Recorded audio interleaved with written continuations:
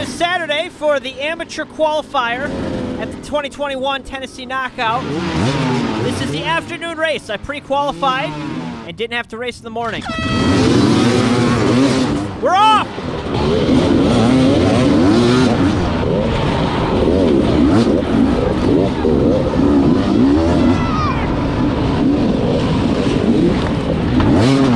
Oh, that wasn't very clean.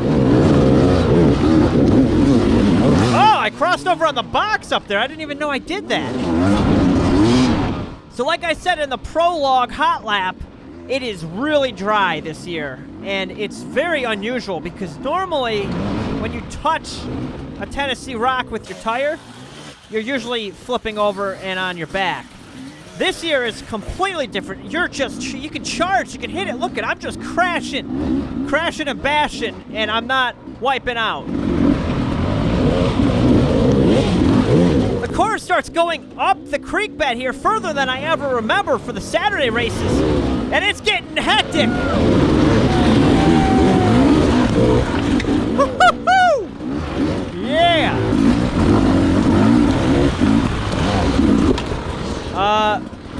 We're going right. We gotta go right, but you gotta drop down the bank. Should have walked the course here. Oh, stalled it. All right, get down there. Get down there. All right.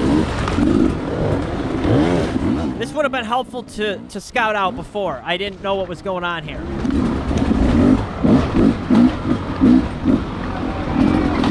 So this is a little more ramped up for the amateur qualifier, second race. But I think they had to put something like this in because it's so dry to get some real difficulty into it. But, oh yeah, baby. We're navigating it. We're navigating the waters here. The rocks. The ship. We're bringing the ship through the rocks.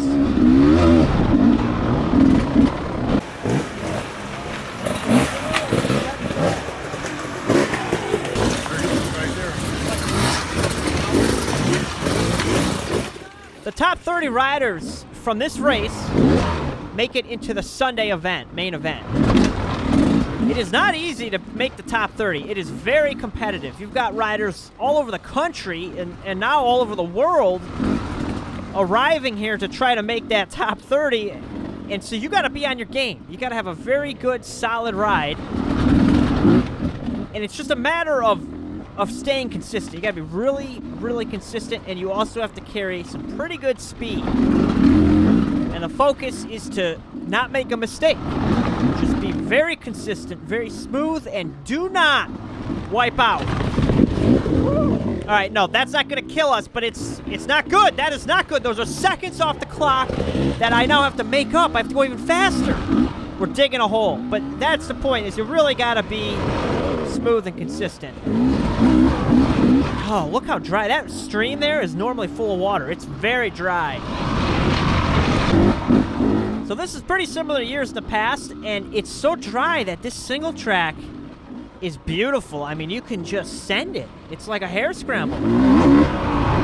And so when I was out here, I was like, man, I should have done some speed training. Like, I've been doing such hard enduro stuff that I haven't been doing as much just basic cornering and ripping, shredding through the woods as I used to. So I'm almost out of my element. Not really, but it was different. This is different than what I was expecting.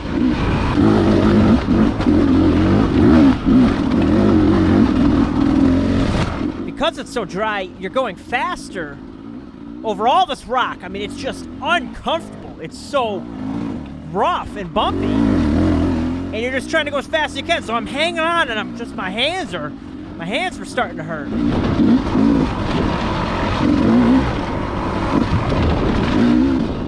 I'm blind. There's a lot of this, just some fast transfer sections. I'm trying to make up some time here, catch some riders, but I don't see anybody. It's not the most exciting, so we'll skip a lot of that till we get to this creek bed where you got to go left. And I don't recall doing this in years past. So we're going up here, and it's very dry like the other areas, so good traction. You can hammer through here. So I'm pushing. I'm going to try to make some passes in here. Oh, baby, we've got multiple lines going. We're dishing it out here. Oh! Okay, up here. Oh, no, so we're back. We're staying in the creek. Woo.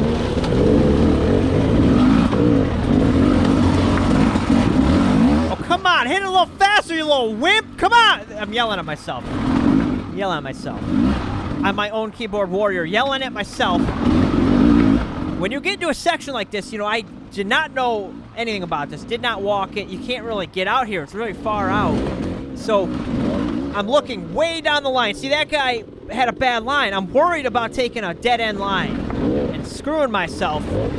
So when the course is this wide, I mean, look at it. You could be going left to right. You just got to head in a general direction and pick out where the arrows are and be looking way down, looking way ahead to find any trouble spots. And I'm also watching the riders in front of me, seeing anywhere where they're getting stuck and trying to find a smoother spot, smoother line where I can make up some time and save some energy. I like it, though. I like big sections like that where you have to really be paying attention and thinking about where you're going. It just would be a lot better if it was raining. So, oh, gosh, all right, hold on. We got a situation here. Watch the right, watch the right. See the ribbon is broken. And I'm like, everybody just went this way. I'm going this way, but I was questioning. That did not seem right. I see somebody coming at me. It's turning around. We're heading back this way. Everybody go this way. Kind of a cheap way for me to make a few passes because some of the other guys were still coming, turning around. Yo, up. And I kind of had a feeling things were going to turn around, so I was prepared for that, and that was a cheap pass. That really sucks. It's a real bummer that ribbon was blown. And it's too bad they didn't have a second ribbon above head height, so if the bottom one did get blown out, the top one would remain. Unfortunately, I don't know who and what, but some people went down that road and joined back onto the course and caught all this out right here that we're riding right now. And it may not have been on purpose. It could have been completely accidental. They may not have even known they had done it. But it's too bad. It's a very unfortunate thing. And at the end of the day, it comes down to honesty, and I don't know how they deal with something like that. I don't know what you can do. It's what it is. It's the way the stone falls. So this stuff over here was pretty fun. Flowy, fast, like everything right now because of the conditions. But, oh, I think right there is where the course joined back together. I think that's where it was. I'm not sure, though. That's a lot. That would be a lot to cut out. The lap times would show it, I would think. But anyway, let's move on from that. I am just trying to ride as fast as I can. But I was lacking something. I was just behind. I was like not, I don't know how to explain it. What am I trying to say here? I'm trying to make some excuse, some stupid excuse of why I can't ride a dirt bike. Here we go. I'm going to just start. Guys, it wasn't my time to be riding out there. Some bull crap excuse. What I'm trying to say is my energy was lacking a little bit. I couldn't get that feeling of like shredding. I feel like I'm ripping. I didn't feel great. And I think it was because it was so hot. Very hot and humid. And I was pushing myself, and I'm like at that threshold of like, I hate this, but I'm doing all right. I'm doing pretty good. But I don't feel good. It's uncomfortable. It's miserable. Why do I do this?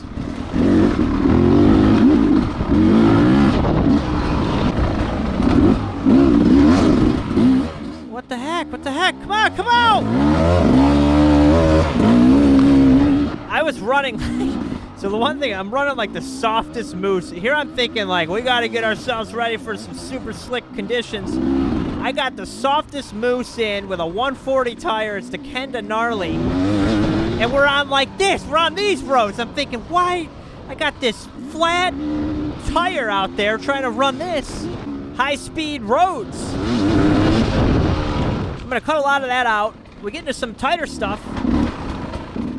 And this is where I felt like I was just like 1 second behind with everything. My reaction was just everything was, I was a touch slower on everything I was doing. And the further in, the further I got, it was getting worse. I think it was the heat was just getting to me. I was building temperature. I'm getting up to 115 degrees.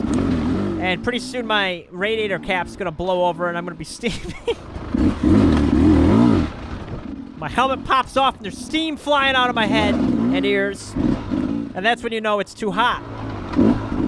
So I don't know how long this is going for. I mean, it just goes back and forth. We're going up and down, circling the bandwagons. And we're at the 10-mile mark. This thing's 22 miles long. The problem is the pressure is on. I'm like, I can't slow down. I have to keep pushing, push. Top 30, you just can't make a mistake. So the pressure is on, and I just got to keep going. So there's a lot. I'm just going to kind of cut a lot of it out because it's really not the most exciting race. I always say I want my races to be as least exciting as possible. You want it to be not full of crashes and problems. And so that makes for a boring video. So, I mean, I've got to cause a problem here. But no, I really do try not to have issues out here, but it's a tough thing.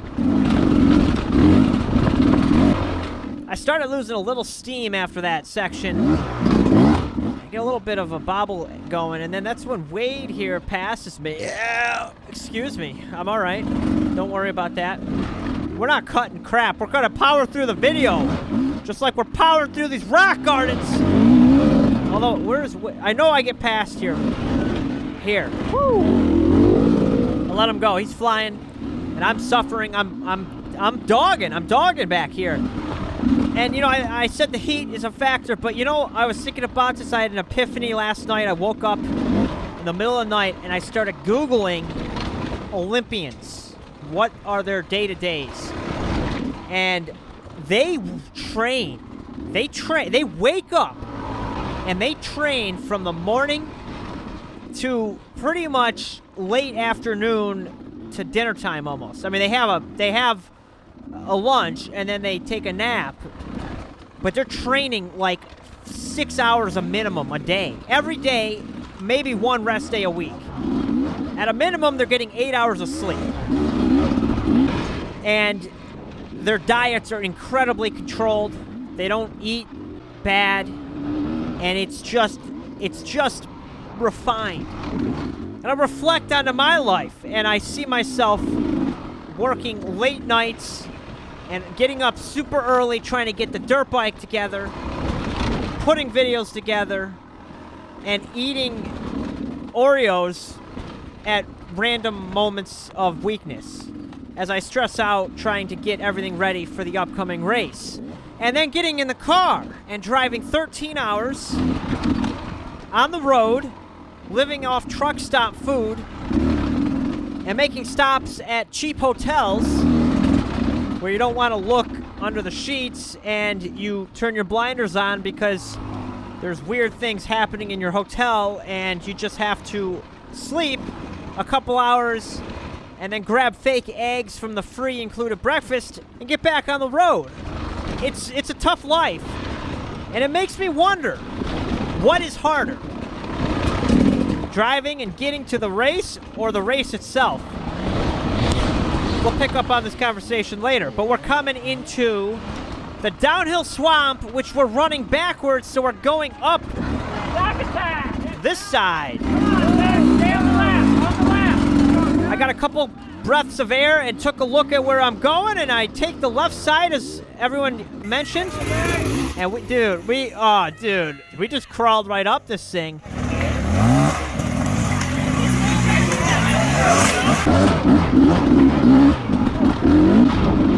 There's some good elevation here. I mean, you can see, even the camera makes it look a little bit steep, but the traction is so good that it wasn't that bad. I mean, it had no issues. Just keep it rolling, keep it going. And the biggest thing was, like, my arms, my hands were kind of hurting, especially when you're trying to go fast over all these rocks, the rough stuff. You're trying to go fast over it, and it's like, it's just jarring. It's and my hands were starting to hurt. A lot of downhills, and we drop into the main area down here. There's Adam right by the tree there. filming me, which I should get the clip from him, but it's too late. I already made the video. Now, the reason he's not racing is because he qualified into Sunday directly. And the only way to do that is to get to the second TKO race on Sunday. Last year, I didn't make it, so that is why he's able to get his beauty rest, sleep, and put his makeup on, because he doesn't have anything to do today. There he is! Now, I thought this trail was just going up this logging road here. It cuts right! Look at this! I'm like, whoa, whoa, whoa, whoa! I don't have any speed for this.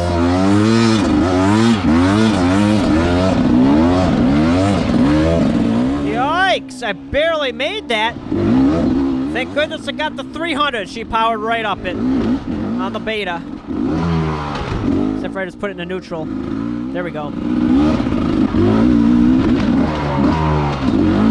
Jeepers! It's so rough. It's so rough, man. I was bouncing around out here, and the rocks just keep coming. These trails just had rocks and rocks, and man, I was getting shaken up.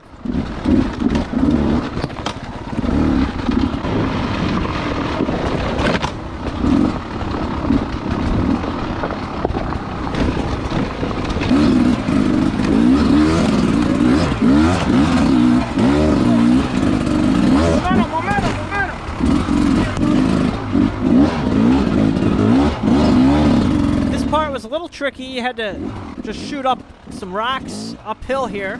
Wasn't too bad. I just was putting myself in a position, and I probably could have done that a little faster.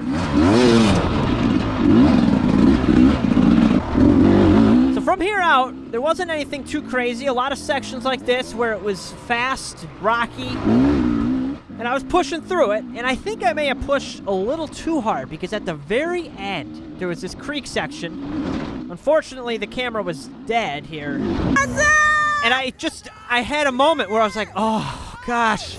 I couldn't hold it together. So I stopped. A few people passed me. Things were falling apart at the very end, although I get up that section all right. But I was definitely gasping for air. I was just like sitting here. I'm like, come on, what was I doing? It's easy to say, like, get going. Come on, don't stop it. But you know, when you're having a heart attack, which I shouldn't be. I should be fine. I should be in shape. But all in all, I finished 19th, which is pretty good out of 239 riders, and that makes the top 30. So we're going to Sunday, which is exciting. So our buddy Mike Cook made it into Sunday as well, and Adam's already in. So we'll see you guys there. Thank you for watching.